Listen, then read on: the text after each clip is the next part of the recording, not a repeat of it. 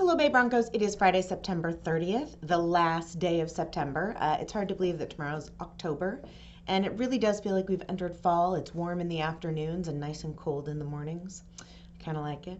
This week has been exciting. On Tuesday, we had Picture Day. It was great to see all of your kids dressed up so nicely. If you have not ordered pictures and you'd like to, take a look at the newsletter. There's information about the website to go to so that you can order. On Wednesday, I had an early morning parent chat on Zoom. Thank you for those who attended.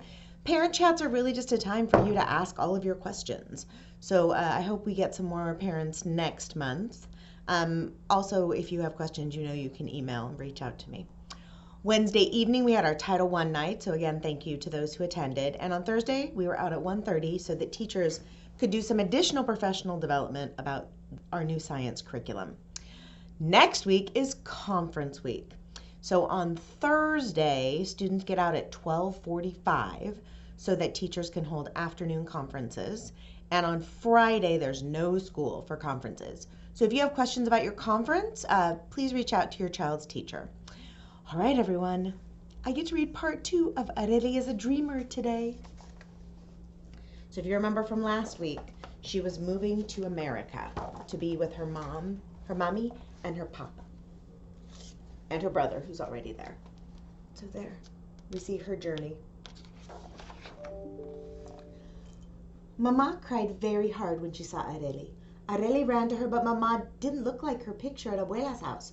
Her hair was a different color, and it was curly. Papa had lines around his eyes. They held each other for a long time. Areli did not want to let go. Areli, Alex said, you made it. I can't wait to show you our house. Alex was a lot taller, but he still had a smile that spread ear to ear. He looks so happy, doesn't he? Everything in New York was bigger and faster and noisier than in the mountains. It wasn't home at all.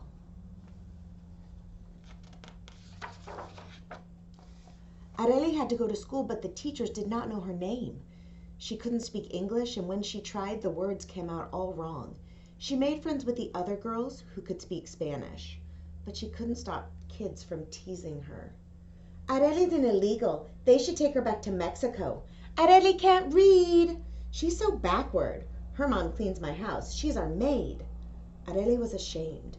She had never felt this way before. No te preocupes, Areli, her friend said. No pueden hacerte daño.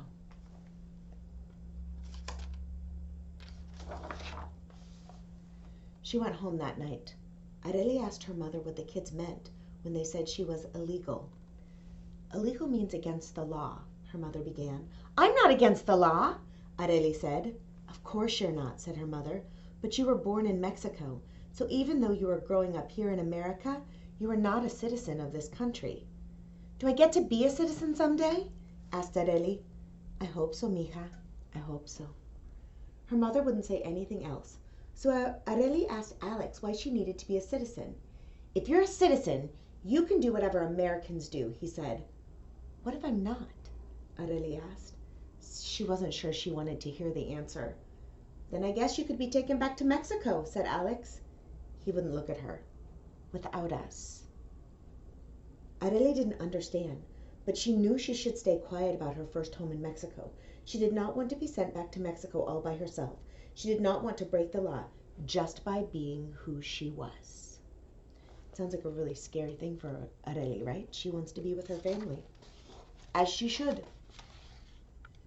Areli had to work extra hard to learn her lessons in a new language. It wasn't easy. By second grade, she could count by fives. By third grade, she learned about the Constitution. By fourth grade, she could write a book report and read it aloud. Pretty soon it was hard for Areli to remember how the sun shone on the mountains at Abuela's house. Now she spoke English like any other girl from America. She played jump rope games and watched TV shows. She and Alex could get anywhere in the city on the subway. They rode the F train all the way to Coney Island, where she saw the ocean for the first time. Every 4th of July, she was mesmerized by the fireworks in the sky. She was a New Yorker. In 5th grade, Areli's class went on a field trip. They got on a boat and sailed into the Hudson River. Areli's heart beat fast to see Ellis Island, where so many immigrants had come before her. On the tour of Ellis Island, Areli learned a lot. "More than 12 million immigrants pass through here on their way to America," said the tour guide. "Almost every one of us has family that came to this country from a foreign land." Just like Areli. On the boat ride back home, Areli thought about the tour guide's words. She pictured the millions of other people who had made the long journey to America and how Lady Liberty welcomed them with her shining torch. She did not feel illegal. She felt like she was part of something very big.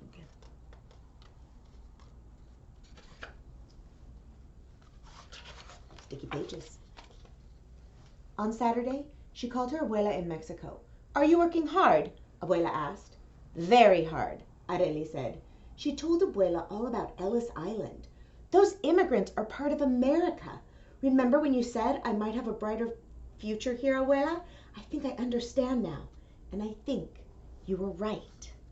So Areli learned that America was built on immigrants. That night, Areli looked out over the lights of New York City and dreamed of what she might do someday. She might be a writer and tell her story. She might be a teacher and help children who found themselves in this new land. "I could do anything here," Areli said to the city sky. "Someday, I will." And look, the author is Areli Morales. And this is her story. She did become a writer. Areli is a dreamer and a writer. Broncos, I hope you enjoyed this story. I hope you have a wonderful weekend. And remember, today and every day, it's great to be a Bronco. Bye, Broncos.